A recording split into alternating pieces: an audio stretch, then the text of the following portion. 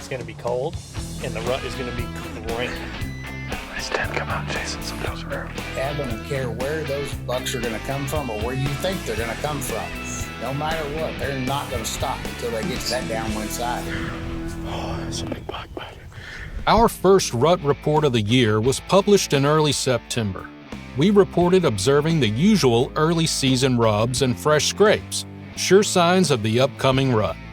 By now, bucks were hard-horned and light sparring and pushing matches were occurring. Bachelor groups were beginning to break up, but doe-fawn groups were still intact. The deer were for the most part in their summer feeding patterns, but slowly transitioning to fall food sources dominated whitetail behavior patterns. Our whitetail hunting experts advised hunting late summer, early fall food sources and cautioned that most of the big bucks were for the most part late evening nocturnal movers. The smart money was on hunting early acorns, apples, assorted fruits, and fresh greens.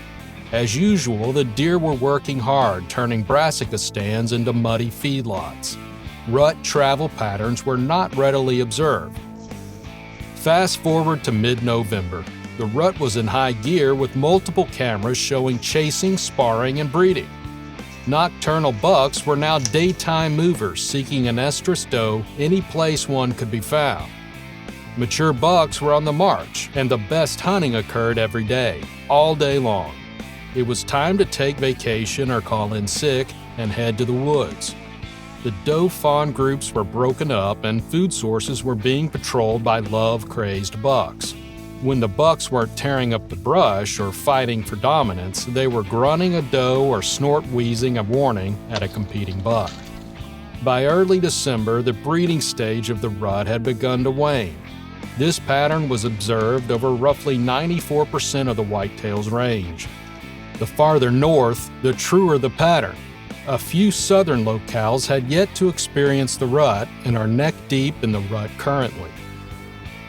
All in all, the rut for many was a roller coaster, as it often is.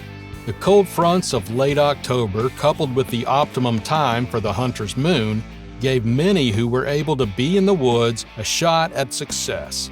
When the temps rose, the daytime activity dropped for many across much of whitetail country, giving us tiny spurts of activity.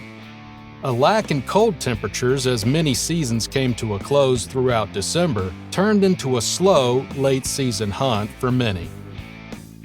As seasons close across the U.S. and Canada, we look forward to diving into preparing for 2024.